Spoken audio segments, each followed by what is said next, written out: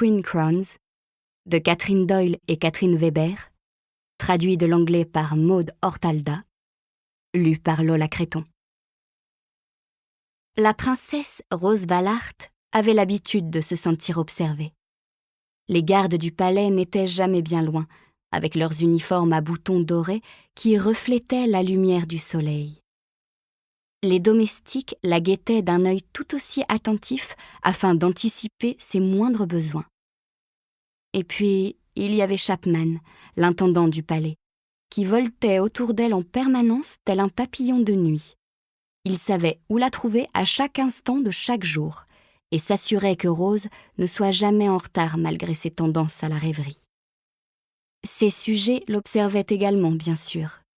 Lors des rares occasions où elle s'aventurait à Aisling, la capitale, on faisait la queue dans les rues pour l'apercevoir.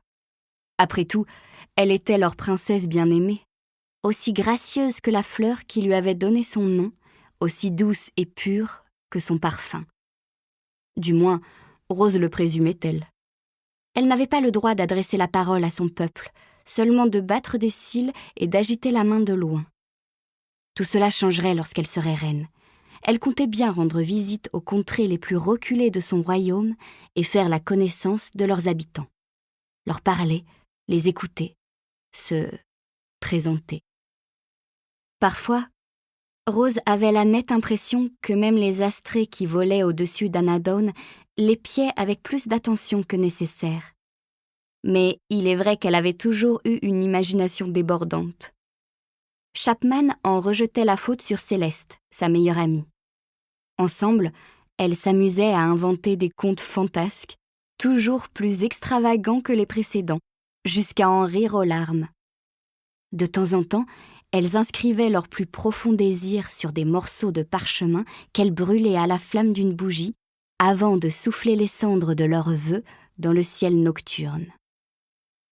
Rose souhaitait toujours l'amour, tandis que Céleste, elle, choisissait l'aventure. Pouvait-elle avoir les deux?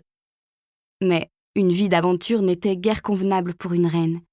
Elle allait devoir se contenter de ses rêveries et de la beauté folle de ses jardins.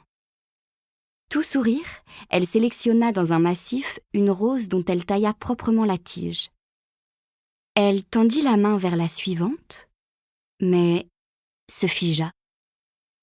Des yeux étaient fixés sur elle, des yeux nouveaux, elle en était sûre. Elle releva le menton pour balayer du regard les alentours, au-delà des grilles dorées, jusqu'au bois sombre où le soleil couchant embrasait la canopée. Une douleur bourgeonna dans sa poitrine. Avait-elle consommé trop de brioches cet après-midi? Ce n'était peut-être qu'un accès de nervosité. Rien que de très normal à l'approche de son couronnement. Une voix familière brisa le silence, la faisant sursauter. « Rose, que faites-vous ici toute seule ?» De toutes les personnes qui peuplaient sa vie, aucune n'observait Rose plus attentivement que l'inspirateur royal. Willem Radborn, l'homme qui lui avait sauvé la vie lorsqu'elle n'était âgée que de quelques minutes, était son gardien depuis bientôt 18 ans. Il avait assez de cheveux gris pour le prouver. Il avançait à grands pas dans sa direction, avec une expression austère qui le vieillissait. Automatiquement, Rose exécuta une révérence impeccable. « Je ne faisais que cueillir quelques fleurs fraîches pour ma chambre. » Le soupir de Willem siffla par son nez. « C'est une tâche de domestique. Vous ne devriez pas vous promener toute seule dans le noir. » Rose eut un rire léger pour tenter de le mettre à l'aise.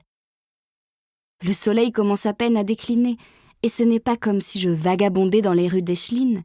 Je suis en sécurité dans mes jardins. » Willem avait beau être ce qui ressemblait le plus à un père pour elle, il avait toujours subsisté entre eux une certaine distance. Toute sa vie, Rose avait cherché son approbation à tout prix.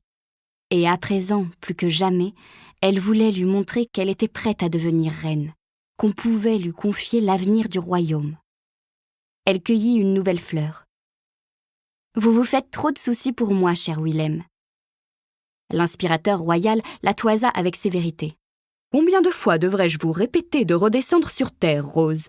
Vous devez rester vigilante en permanence. Le danger rôde ? Partout, et il ne faut faire confiance à personne, termina-t-elle avec un soupir. Depuis toujours, Willem était obnubilé par sa sécurité, et à l'approche du couronnement, il devenait proprement paranoïaque. Mais s'il s'inquiétait autant, c'était parce qu'il tenait à elle, se rappela-t-elle. Elle posa doucement la main sur son bras. « Willem, vous savez que rien ne peut nous arriver à Anadown, sous la vigilance du grand protecteur. » Après tout, il se tenait sous sa statue et le regard de marbre du noble ancêtre de Rose surveillait silencieusement le palais. Et elle avec. Intérieurement, Rose avait toujours trouvé cette sculpture un tout petit peu excessive. Elle bloquait la lumière dans son jardin, si bien que les roses plantées dans son ombre ne poussaient jamais autant que les autres.